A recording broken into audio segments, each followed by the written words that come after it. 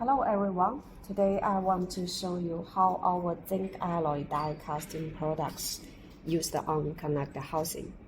This product is called M23 connector housing and it's made by zinc alloy materials. The finish is nickel plating. It's shining and bright nickel. And today I will show you how to assemble it.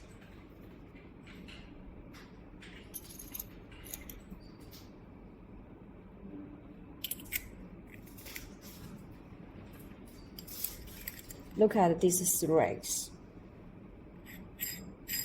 It's quite smooth.